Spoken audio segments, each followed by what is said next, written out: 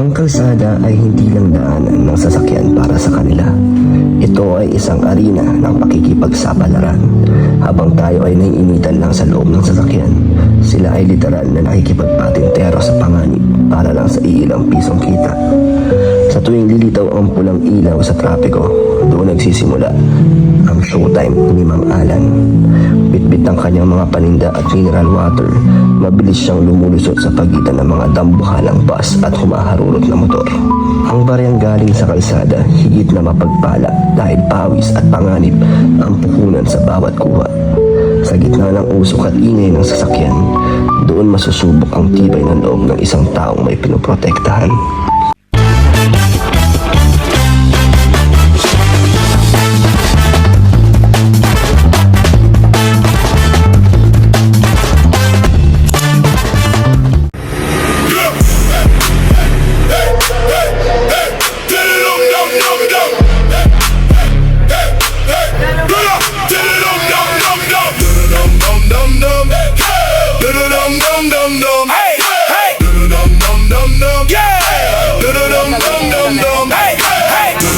So hello po, welcome back po sa ating channel at ito po ang ating day 1 ng ating pag-i-scout dito po sa Manila.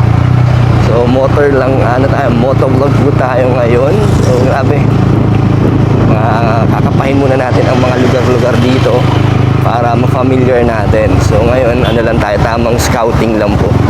Samahan niyo po ako. So ang hanap ko po ngayon ay mga siguro kung ano yung makita natin na talagang nakakaawa dito sa kalsada, madaanan natin. Mga street vendor, mga street sweeper, or mga kung ano man, basta yung makikita natin na pwede natin mabigyan ng konting tulong. So maghahanap muna tayo ngayon. So ano to, grabe, mag-isa lang po tayo ngayon, solo lang po tayo mag-i-scout ngayon. So bahala lang maligaw tayo. So motor tayo ngayon, adventure po ito. Hindi ko alam kung saan po ako papunta, wala po akong destinasyon, basta mag-iikot-ikot lang po muna tayo dito. Kaya let's go! At papapalit po tayo ng brake pad sa likod para kondisyon kaso may problema na stuck na yung tornilyo doon. Palit brake pad lang eh. Palit brake pads lang. Dagdagan pa lang gagawin. So i-welding nila yung para may kapitan para matanggal yung tornilyo sa loob.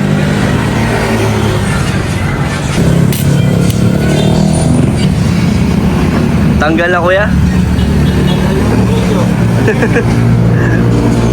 Natanggal yung welding.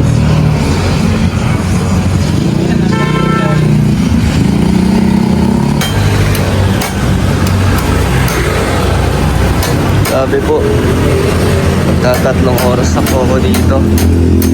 Ayaw pa rin lumabas ang tornilyo. So yun nga, grabe, inabot po tayo ng 3 oras sa ating pagpapalit lang po ng brake pad sa likod. Nagkaroon pa ng komplikasyon naging komplikado pa po kasi yung tornilyo ayaw matanggal, na stuck sa loob. So ang tagal, grabe, ang dami niyang ginawang paraan, pero buti na lang po ay napalitan pa rin. Sayang lang, 3 oras din po yun, pero ayos lang. Hindi natin nakahayaan na masira ang ating araw dahil lang doon. Diba? Tuloy-tuloy pa rin tayo sa paghahanap ngayon. Kahit na anong oras na, alas 3:30 na. Medyo hinapon na tayo. So ito po ang Maynila. Diba? Ibang-iba na po ito sa sa probinsya. Napaka city. Ano nga hanapin natin dito? Diba? Saan tayo mag-charity dito? Comment nyo nga po kung may mga idea kayo. Nandito ako ngayon sa Paranaque po yata ito. So ayun enjoy nyo ang ating rides. Magra-rides tayo. So medyo marami na po akong naikot dito at malayo-layo na rin ang ating mga dinadaanan dito. Hindi ko alam kung paano tayo pabalik, pero ang gagawin natin, magtatanong tayo. Yun ang gagawin natin, approach. Magtatanong tayo na magpapaturo tayo ng daan. And then, ayun, try natin kung may interview natin kung sino man yung makikita natin na pwede natin nandito tayo ngayon sa ano eh. Baclaran. Sa Baclaran po ako. Dito ako maghahanap kasi dito maraming tao eh. Maraming mga nagtitinda dito. So, nasa highway po tayo. Grabe, ibang-iba po. Naninibago ako kasi ibang-iba to eh. Kung ano, ang pag-i-scouting namin sa diet, ibang-iba kasi ano. Ito, mo, ang busy, di ba? City na maraming tao. Hindi katulad doon, bundok-bundok ang mga pinupuntahan namin. Mga gubat, di ba? At dito nakakatakot magbahay-bahay kasi baka pag pumasok tayo sa mga looban, di ba? Hindi natin alam kung safe ba. Kaya dito lang muna tayo. So ngayon, ano lang tayo, inaaral pa lang natin or observe muna sa mga pwede nating gawing pagcha-charity dito sa Manila. Kasi, syempre, ibang-iba dito eh. Aalamin pa natin kung anong yung mga bagay na pwede nating maibigay na talagang matutuwa. Di ba? Mapapasaya natin sila.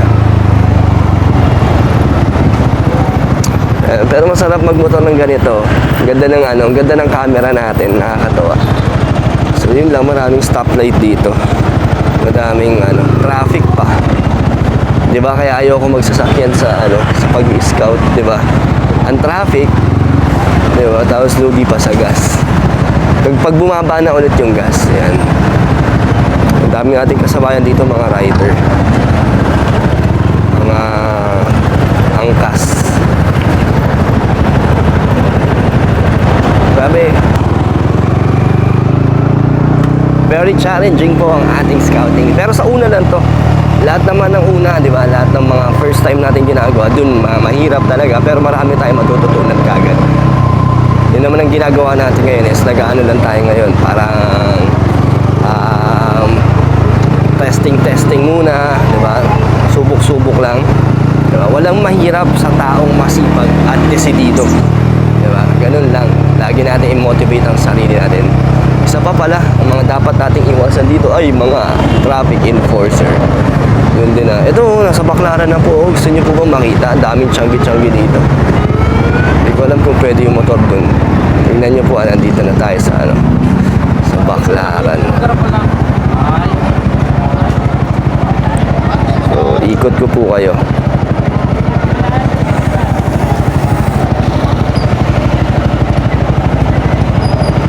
Diba?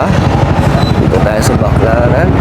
Ay, ito yung mga hinahanap kong street foods. Yung mga lugaw, mga laman loob. Paborito ko yun dito eh. So, yan. Baclaran na po tayo. Tabingi yata yung camera. Sorry. Medyo mahirap mag-adjust dito ng So, paggilid muna ang inyong mga ang inyong panonood.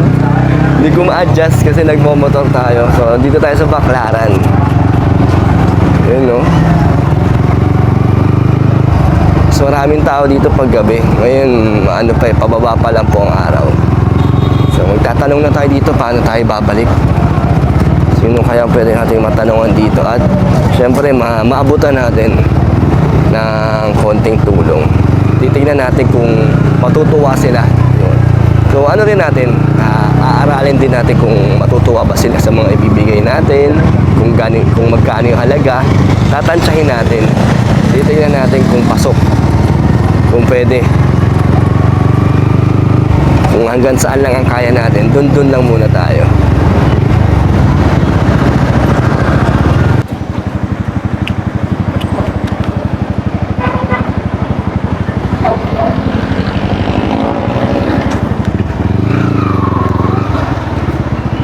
Bili tayong tubig dahil nakakauhaw at ang init po. Pagod! Ang pagod po dito maghanap ng tutulungan. Ang po,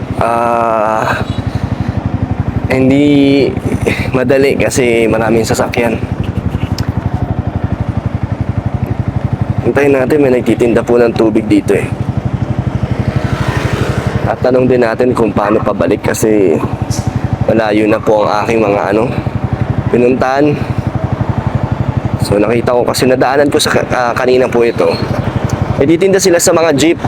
So pag nakahinto sa stoplight, tinalapitan nila yung jeep or kung mga sasakyan. At nakita ko si tatay na pagod na. Pagod na siya maglakad-lakad. Nasa naman si tatay?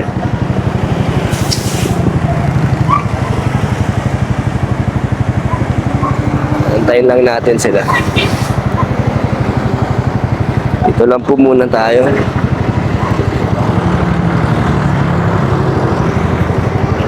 Ayan na pala, palapit na.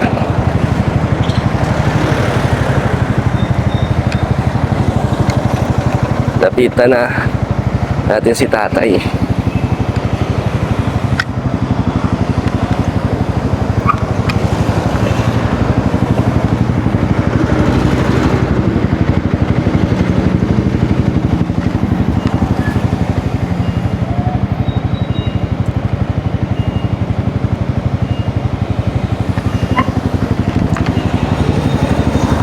Bili tayong tubig. Tay, pwede bilhin tubig po. Whew. Tay, magkano po yan? Naliligaw din kasi ako. Paturo nga tay, dito ka tayo. Baka masagi.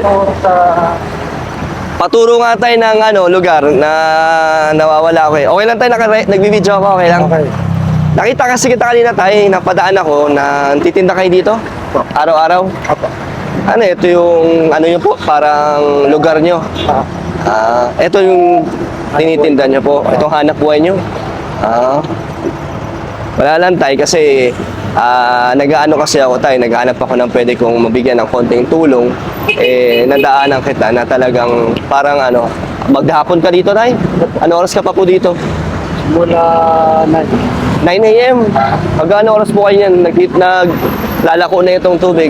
naubos po natin. Kadalasan, anong oras nyo po yan nauubos? Anong oras po yan?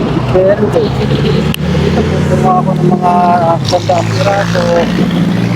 Then, Alas naubos. 10. Pero nauubos araw-araw. Ubos na po. Tsagaan lang po. Kaya kailangan na kahit Kahit sobrang mainit. init. Magkano na? Halos gumagawa tayo ng marangal na. buhay Marangal po. para sa pamilya. Ilan po anak nyo tayo? 6. 6. Taga dito po kayo? Opo. Bali tayo, magkano ba ang nyo araw-araw na kinikita pag naubos nyo yan? Then sa kasi sa isang piraso, 15 to. apat na piso lang ang amin dyan. Ang tubo nyo. So sa isang araw tayo, magkano yung malinis na kita? Siyempre, hindi mo naman mape-perfect siya na 400 pag nakaubos ka ng 100 kasi kakainan mo. So magkano na uuwi mo tayo? May uuwi mo lang yan, 210 minsan, 200? 210. 210? Yun yung maghapon na.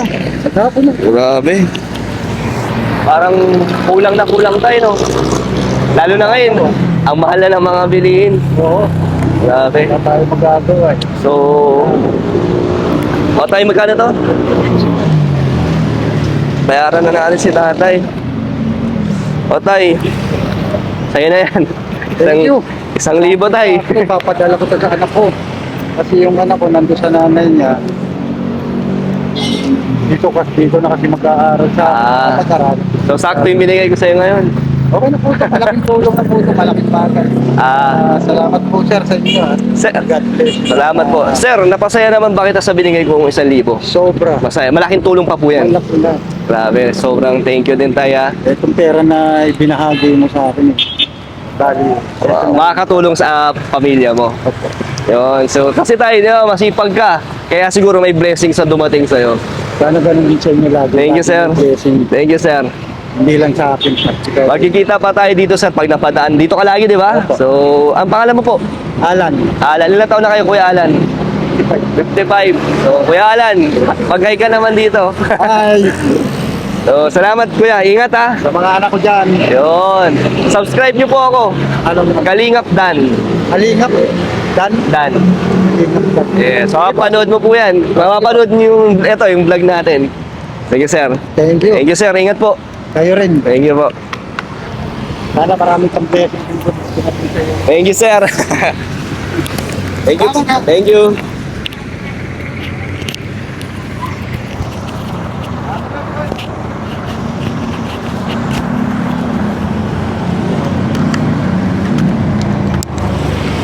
Pati kalingat. Dad. Yes po. Thank you, sir. Thank you po. Laptop eh, papadala. Malaki na rin yan tayo, no?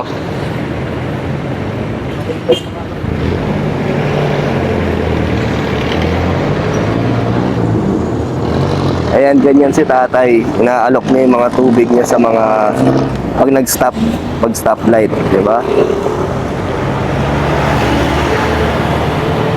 Ayos. Thank you, tay. Ingat po.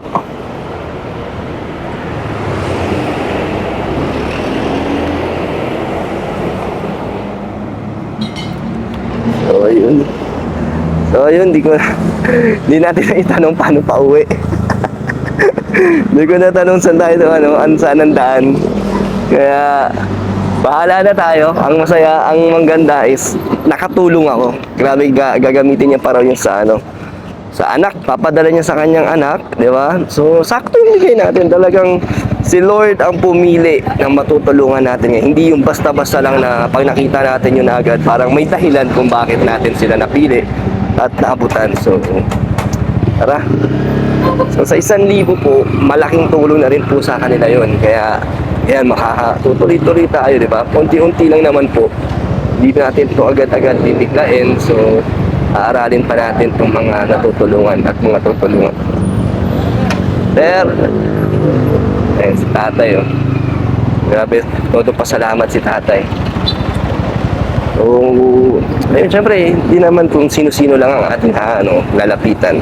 Talagang inobserban ko lang din si tatay kanina na talagang pabalik-balik siya, tawid-tawid siya sa mga sasakyan. Kaya nakita ko na masipag at halata naman na mukhang pagod na si tatay. Tayo, alas 9, alas 10 pa daw siya nandyan. Anong oras na po ngayon? Mag-aalas 5 na po at napakainit po dito. So, ayun, diba? Sa unti-unti, pag gumanda yung views natin, pag lumakas tayo, diba? Talagang madadagdagan yung binibigay ko. Hindi lang 1,000 yan. Ang sarap sa pakiramdam na talagang makikita natin yung saya sa mukha nila. Diba, isipin mo maghapon or kinikita niya lang 210, malinis na po yun para sa pamilya niya na uuwi. Maghapon yun, lagpas 10 hours din yun ha. So magdamag, so ang kinikita lang niya 200 pesos po, isipin mo. Kaya napakahirap din talaga. Kaya mas marami tayong hahanapin dito sa Manila, yung mga ganong klase po. So samahan niyo po ako at marami tayong bagong mga matutulungan. Bagong pag-charity ko ito dito sa Manila. Kaya medyo mahirap kasi mahirap maghanap lalo na sa mga lugar-lugar dito. Ang pagod, malayo.